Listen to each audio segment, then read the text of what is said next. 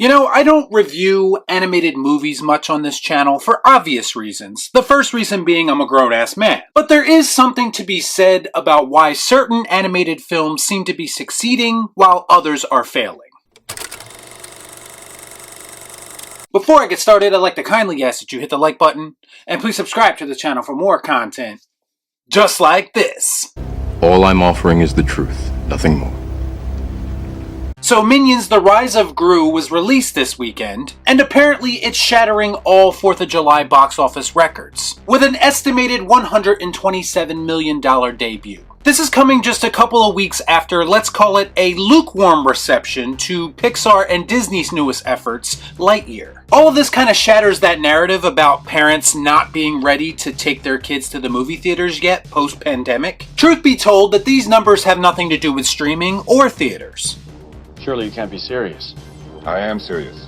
And don't call me Shirley. And everything to do with how these movies are being presented to people individually, because presentation is everything. Bottom line, The Rise of Gru's success is very good news for theaters, which makes me happy as someone who values the movie theater experience. But what is it exactly about these two movies that enticed such vastly different reactions? Get what you fucking deserve!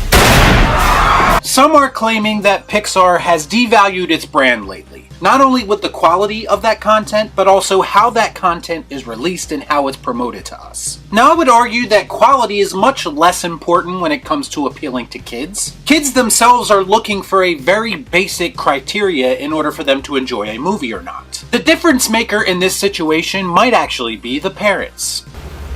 No shit. Regardless of how big the Toy Story brand might appear to be, we might be coming to the realization that it's past its time. Or more specifically, that people aren't interested in the Toy Story brand unless the characters are presented to us in a more traditional way. I say again, no one asked for Lightyear, or its deviations from the original character. Studios don't seem to realize this, but this whole notion that we have to make a new movie to reintroduce these characters to a new audience is complete bullshit. I would venture to say that if most parents wanted to introduce their children to Buzz Lightyear, they would probably just show them the original Toy Story movies. It's really not that hard to figure out. That makes sense. What we don't need is a cash grab spin-off to accomplish that. This character works best as a toy, voiced by Tim Allen and interacting with Woody. Period. So the reason that Rise of Gru might not be running into the same issues may simply just be a generational thing. The parents who grew up on Toy Story aren't really interested in Lightyear, and thus they aren't inclined to take their kids to go watch this movie. And modern kids probably just have more of a connection with the Minion franchise. Goddamn right, that's the only way I work, Cap. I haven't seen one single Minion-related movie in my lifetime because, again, I'm a grown-ass man. But when my son is old enough, and if he desires to watch a Minion movie or whatever is popular at that time, I'm going to take him to see it. Another thing that separates these movies is, frankly, the studios that are producing them. There was a lot of controversy prior to Lightyear's release, and a big deal was made about this lesbian relationship contained within the movie, and then the star of this movie, Chris Evans, decided to call everyone a piece of shit if they didn't agree with it.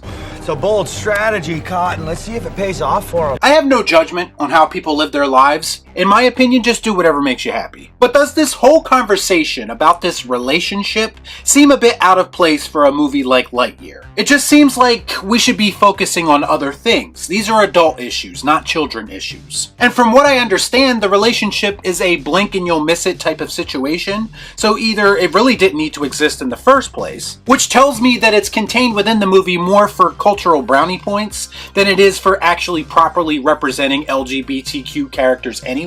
Something very familiar about all this. Like always, Disney is being disingenuous. They made a big deal about this moment, and naturally some people are going to be turned off by it. But not because they are bigots like the shills would have you believe, but simply because some parents might just want to take their kids to see a fun animated movie with very little baggage attached to it. Imagine that. People want to go to the theaters and just be entertained. What the hell am I looking at?